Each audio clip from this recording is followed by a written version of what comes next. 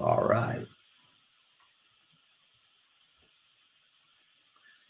And welcome to the Super Terb Podcast. I'm your host, Michael Terbet, your local real estate expert in the Triangle, aka Super Terb, aka Coach Terb. And I'm doing something a little different. We're on video, StreamYard, and we're also going to be broadcasting this on iTunes and Spotify as normal.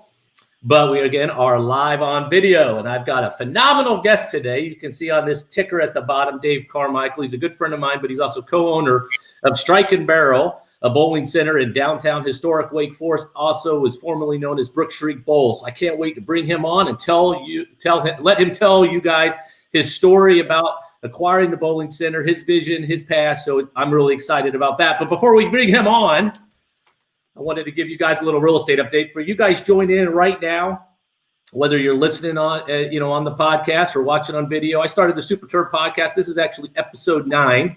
Really excited. And I started it to actually feature local business owners, entrepreneurs, talk real estate, business, and sports in the Triangle, and local beer in the Triangle. So I'm really excited as far as the traction it's taken off. I really appreciate the support, but we wanted to take it to another level and have this Facebook Live. So before I bring Dave on, he's backstage. This is really neat. He's about to come on. I wanted to touch on the real estate market in 2021.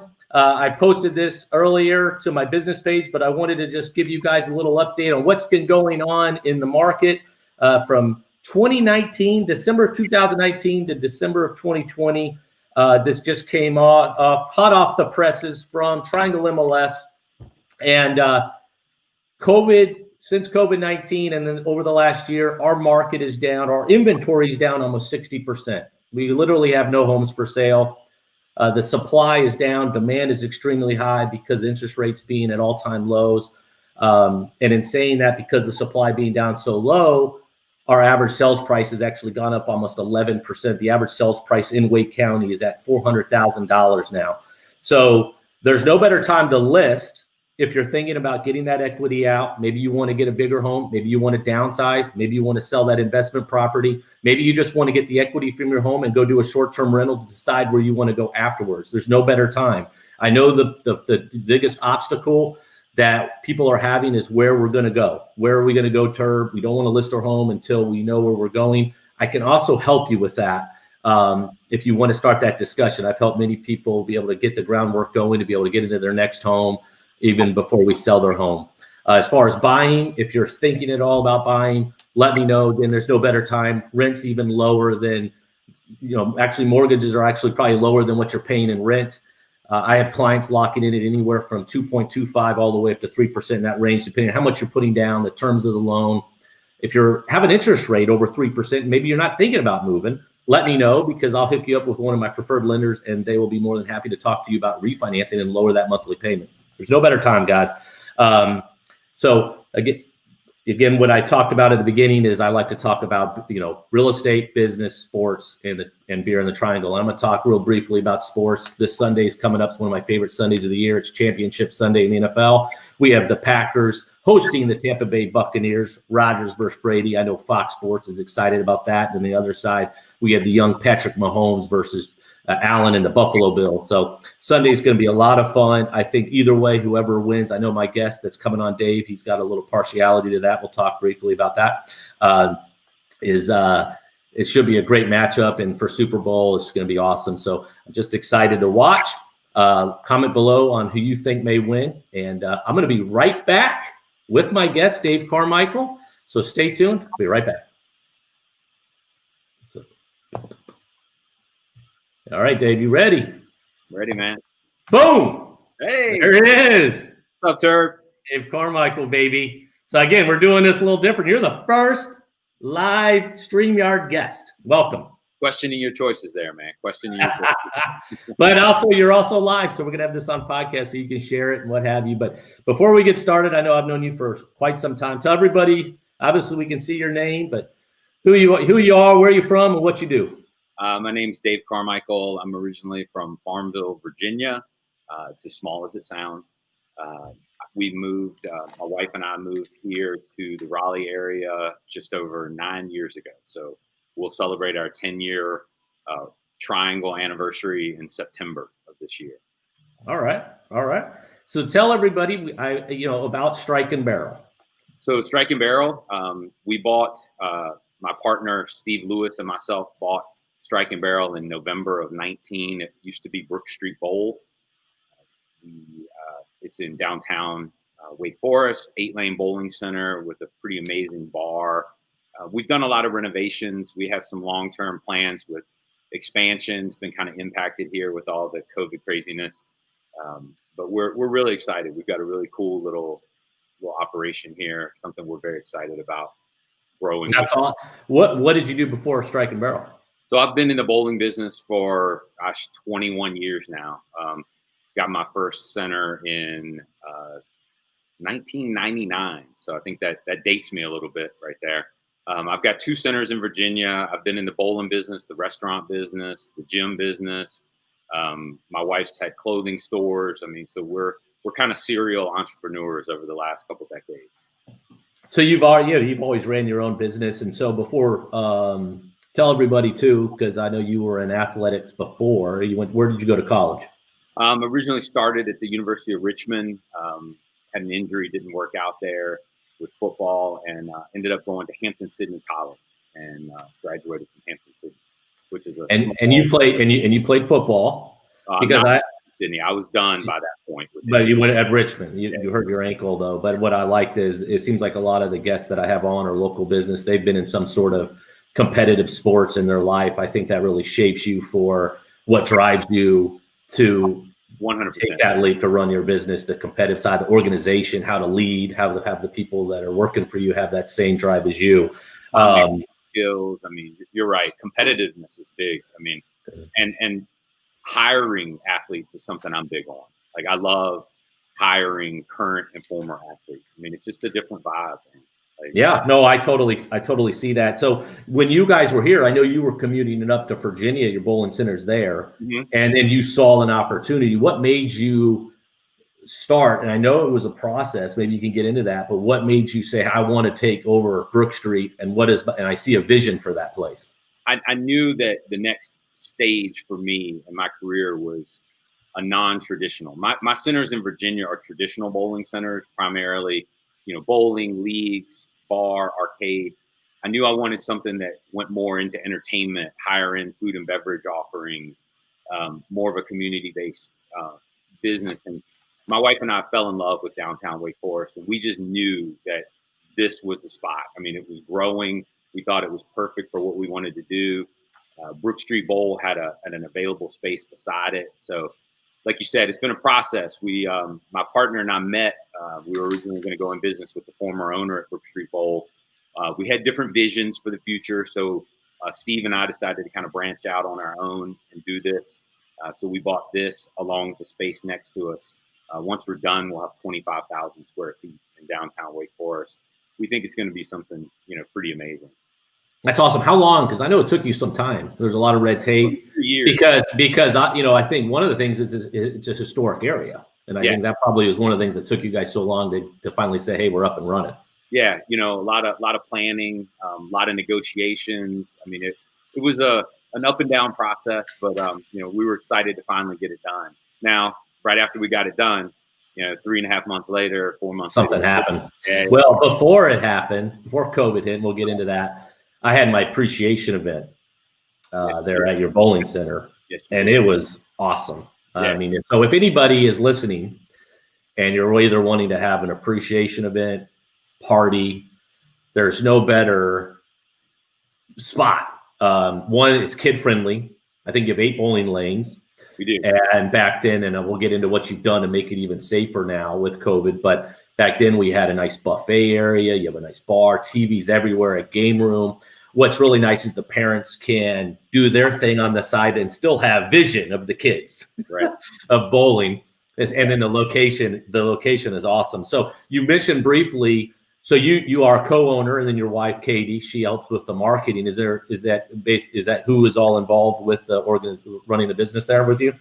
Yeah. Katie handles all of our social media and marketing. She's definitely way more in tune with that. She's a little edgier than I am, so she does a great job. For all of you guys out there that laugh at our Instagram posts and all of our crazy posts about bowling balls and whatnot, that's Katie. Yeah, I see it. Our balls miss you. I mean, that's literally, and she has good Bloody Mary pictures too. I like that. I'm very visual, so she doesn't like any of the pictures I take either. So I mean, I'm not good at that stuff. That's her thing. Steve's not day-to-day involved in the business, but he's a great resource. He's a longtime business owner and resident of Wake Forest. So I'm kind of running it on a day-to-day basis, and Katie does the marketing. What would you tell people watching and listening and watching now? I love this. What separates Strike and Barrel from other bowling centers? I think it's our approach to customer service. We really believe that everything is about servant-based leadership. It's not about us. It's not just about getting money from you guys. It's about us providing you with an amazing experience and you being happy with that and you telling other people. We're small enough to kind of have a cozy environment, but we're big enough for large groups and for you to be able to socially distance. So I think our staff, just the way we operate, we're not in it just to make money. We really want to impact the community. And something that I'll say, because I also like featuring local beer in the triangle on my show here, is you have a lot of great local beers. We do. Admittedly, I am not the beer expert. I'm more of the bourbon expert. You have a lot of bourbon too. But we have some great beer here. I mean, we really try to focus on selling primarily local beer. And a little secret, I'm on a 30-day no beer. I just hit day 15, and I'm making it. I'm down 7 pounds too, so that's good. Awesome. That's awesome. However, I purposely have it ending 3 days before the Super Bowl. That's right, and we will fully embrace you. And you know where I'm going for the Super Bowl. And we'll get into that. So just be ready. Have enforced me. Sweden's going to be with me. He may not listen, but Sweden, just be ready. Have the staff ready. So it's 3 months goes by, you guys are riding, it's awesome, and then boom, COVID. And I believe that's where I think you guys were, obviously closed. I think 6-7 months because of COVID. Yeah, we were closed for 7 months. My other centers were closed for over 4 months in Virginia. We were rolling here, man. I mean, from November to March, I mean, we were just booming. We were so excited about the potential. We had so much lined up. We were getting ready to start our expansion, and then it just all stopped. I remember that, I remember everybody. It's interesting. When COVID first hit, at first we're like, we're going to be just closed for 2 weeks, right? And then it kept extending, and hopefully the light's at the end of the tunnel. My parents actually today just got vaccinated this morning, my mom and dad. So my wife, Leslie, who's on the front line, she was vaccinated. She gets her second shot, I believe, tomorrow. So hopefully we're getting to there, man. So finally you get the okay to open back up. What have you guys done to have a safe environment? So when people also listening to this or, say, hey, let's go to the bowling alley. We're ready to go have fun and be with friends, but I want to feel safe at the same time. What are you guys doing there to make sure everyone feels good? Yeah. So obviously we've enhanced our cleaning protocols a lot. One of the biggest things for people being afraid of going to a bowling center right now, touching a bowling ball or wearing rental shoes. We use COVID-approved cleaners for our bowling balls and rental shoes that we clean in between every use. We no longer store them out where the customers can get them. We have them in the office. So we have a thorough cleaning in between every use. We have screens in between every lane. So I've seen pictures of that. That's cool. Whether you're sitting or whether you're bowling, you're protected from groups they're already distanced as we're using like every other lane. But now you also have a physical barrier in between. We have mask use here. Unless you're eating or drinking, you're wearing a mask in a bowling center now. And you may have mentioned it. So with the ball, is it just the same person uses their same ball? Or how does that work? No, I mean, we have, so we'll bring balls in and we have other balls ready for your next group that have already been cleaned and ready to go. I see. I gotcha. Time to clean everything in between, and it gives it time to set and dry and for the, the cleaning solution to do its magic. That's cool. What do you think, when COVID and you guys are open, what do you think is made you guys still be able to sustain that hit? And I have a feeling, I know because of the community, and you can go in more detail about this, but I feel like you guys have that relationship with your customers, and I think you guys go beyond really for that, to where people, it's not a client, you know what I'm saying? So I feel like that's probably one of the reasons that you guys are still, you sustained a hit, that adversity, and you're going to come out, I think, even stronger on the back end here. Yeah, I do. There was a time that we kind of felt sorry for ourselves a little bit. I mean, over that. Which would be natural. I mean, I think anybody. Right. From March to now, between my centers, we've probably taken about a $1.5 million hit in revenue during that time period. That's been tough, but we know that everyone's going through some level of that, right? Everyone's life is impacted in some way. And we know that this is the community we live in, right? Like, we're not a corporate owned center. So even my centers in Virginia, even the fact I don't live there anymore, like, my employees are kind of family with our customers. They know them. When the customers walk into Strike and Barrel, they see staff members that they've known for years. We kept as many people when we made the transition as possible. And we love that relationship. And look, I'm walking around this community every day, and I don't want people looking at me like, oh, you're the guy that's like making us not be safe. We want to keep it safe. And I tell everyone, if you don't feel comfortable coming out right now, don't come. I get it. I understand. We'll be here when you're ready. Yeah, no question. That attitude and that approach has helped us really weather that storm. And people, the people that are ready to come out right now, that feel comfortable, they do. And we have plenty of friends, good friends, that aren't quite ready yet, that still want us to be okay and support us. But, they'll be out sometime later. And that's okay. No, yeah. Now, what have you guys done? I see you guys have daily specials. Do you guys have certain days of the week that you offer different things, maybe cheaper bowling days, things like that? Today's the big one, man. If you're coming, it's $2 Tuesday. So $2 Tuesday, everybody. $2 games, $2 shoes, $2 nachos, $2 domestic beers. I mean, this is the deal. It is very popular. People are pretty passionate about $2 Tuesday. We've kept that in place. So that's probably our biggest special of the week. We have to be careful with specials right now, because with our limited lane availability, we can't be quite as aggressive as we were in the past, but we're still trying to make it really affordable for people. So people need to call in. I mean, you take reservations. So we're getting online providers. So I would recommend call in, make a reservation. That's the only way you're going to know for sure that you're going to get on. Good. Yeah. And that leads me to my next thing. We got a pretty big game coming up in a couple weeks. Yes, sir. So for the Super Bowl, how many people are going to be allowed in there? And then are you going to have shifts? Well, we can take up to 85 people at one time. We do hourly bowling deals, for the Super Bowl. So you'll be able to pick like an hour, hour and a half, 2 hours, call in, make a reservation now. It's probably going to fill up. We obviously have limited availability, and we have to do that. We can take groups that are, up to say 10 people bowling on a couple lanes. Please call in, do that. We'll have people in the bar, but everything is socially distanced. Our chairs, our tables. You will be asked to wear a mask when you come in. So be a good time. And you'll be able to come in and watch the Packers. I know. Actually, I touched on that before you came on for the NFC matchups or the Championship Sunday. And your guys are back. I mean, I would do anything to have a guy like Aaron Rodgers for the last few years in my squad. I mean, we're struggling, but it should be a great game. The only thing that I wish is that Lambeau was going to be sold out. It's going to be kind of and weird.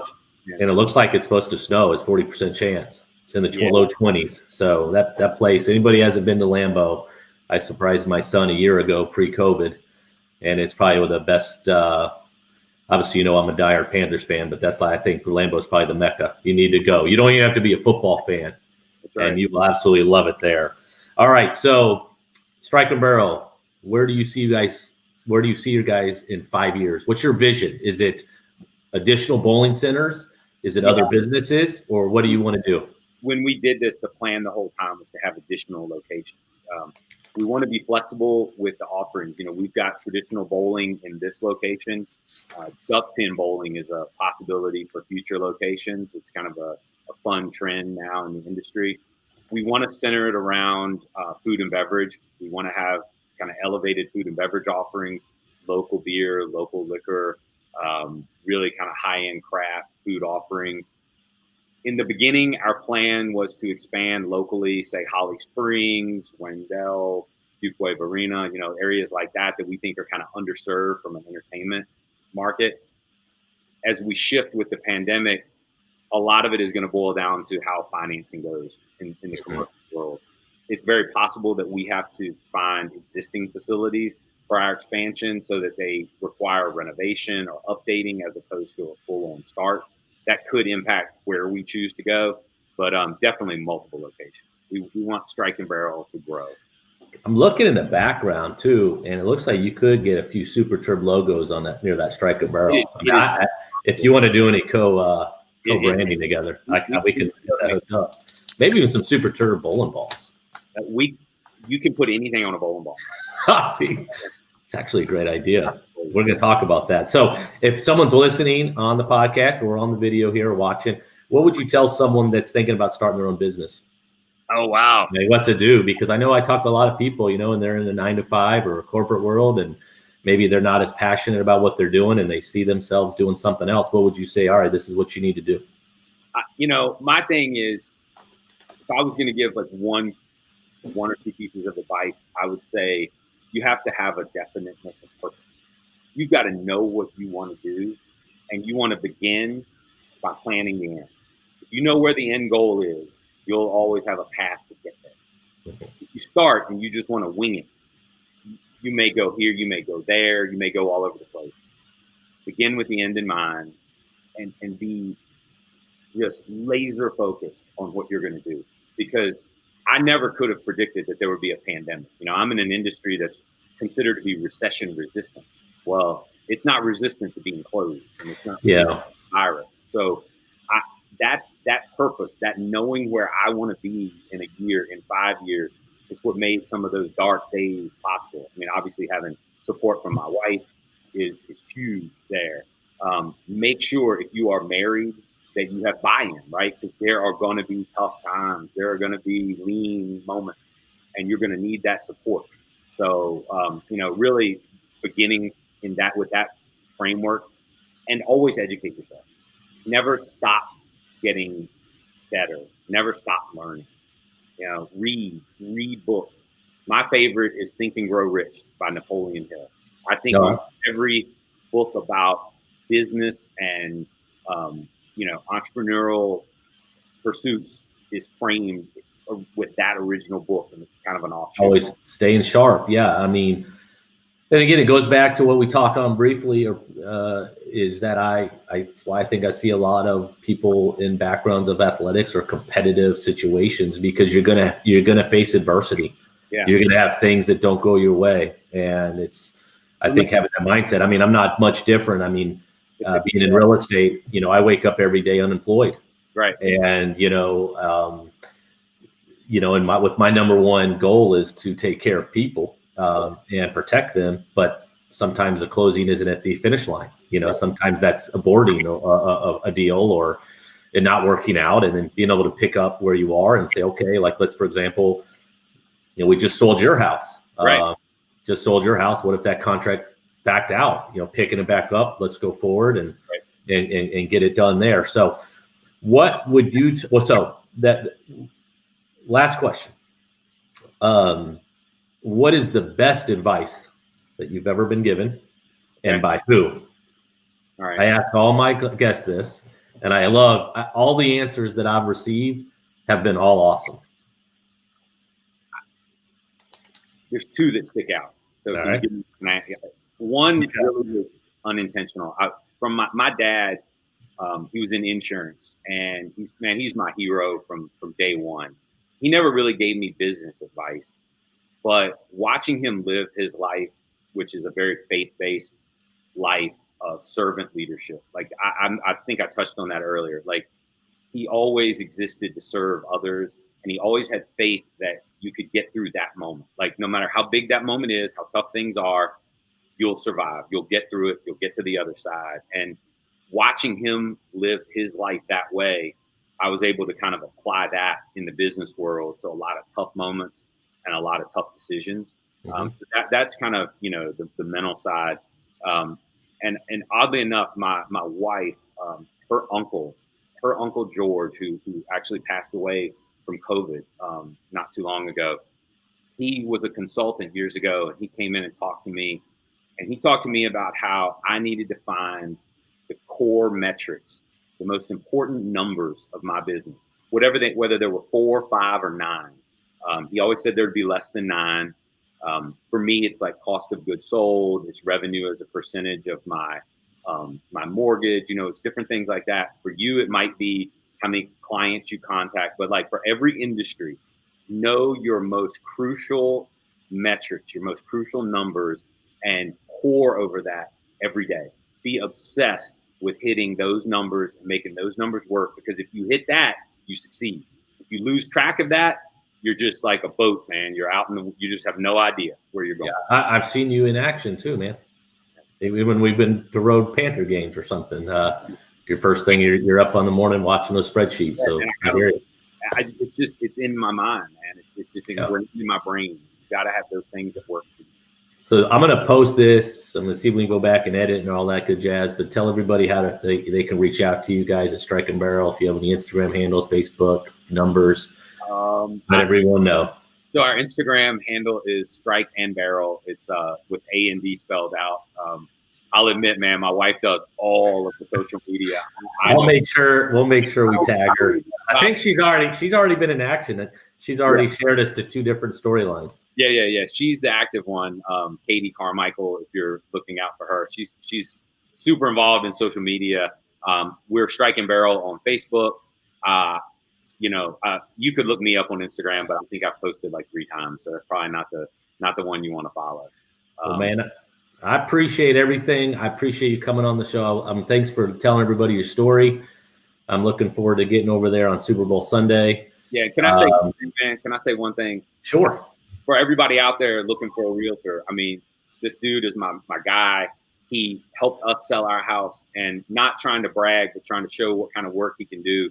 He sold our house for $51,000 over ask. We had 10 offers in a matter of like a day. It was amazing. I was blown away. I had no idea what was going on, but he made us feel comfortable. He explained the process to us. Like there was never a doubt that we were making the right decisions, that we had the right information. So if you are looking for a realtor in the Triangle, Super Terb. I appreciate that. No, you guys did everything right. You know, we did the carpet, the paint. You did everything right, man. She renovated. Yeah. No, she looked good. The house was awesome. The good thing was y'all were coachable, priced it correctly, had the coming soon, and you're in a great neighborhood. So no, I appreciate that shout out, brother. Do you want to stay on for my last segment? Sure. All right, because my last segment's featuring the local beer of the week. All right. So just for show, because for the podcast, I'm going to just take about a 2-second pause and then come back on. All right. And welcome back to the Super Terb Podcast. And for our last segment here, where we're going to feature our local beer of the week. And I'm doing something a little bit different, Dave. Mm-hmm. I still have Dave Carmichael here with me, Strike and Barrel. I'm not featuring a beer, but I'm featuring a location. Plus, I'm on the no beer for 30 days. Right now, Bang is unofficially sponsoring this broadcast. Dee's Bottle Shop, Wakefield. You know Dee's real well, right? Yeah. Yeah, I mean, Dee's Bottle Shop. It's over there right next to Wakefield Tavern. It's just a phenomenal place to go. I love going in there. If you guys haven't been by, it's up again in the Wakefield area, Falls of the Noose. I'll tag them as well. They typically have 13 beers on tap, majority of those local, and I would say 100 of packaged beers you can take out of there, whether that's a stout, that's an ale, IPA, anything you want. You can take growlers home. So if you're in the area, you're in Wakefield area, Go check out my friends. They're very friendly. You can bring food in, at least double check. I know with COVID now, regulations, rules, all that. But I know, like, if you wanted to grab food, there's a Chinese or Japanese restaurant right there. There's Wakefield Tavern. And, you could go play darts, but it's just a great area. So along with Taylor's Wine Shop off Six Forks, I'd probably say Dee's Bottle Shop's my next go-to. So check them out. And I appreciate, Dave, you coming on, man. Thank you. And I'm excited for my next week's host. If you guys that are all wanting to get on here, if you're a local business owner, it doesn't have to be a business owner. It could be something I have in a couple of weeks. I'm going to keep it a surprise. I got some really good guests coming on. But I can't thank you enough. And again, guys, it's Michael Terbet, a.k.a. Super Terb, a.k.a. Coach Terb, your local real estate expert with the Ida Terbet Group, Coldwell Banker, HBW. Till next week, remember, who you work with matters. We'll see ya. Thanks, man. See you later. All right, buddy.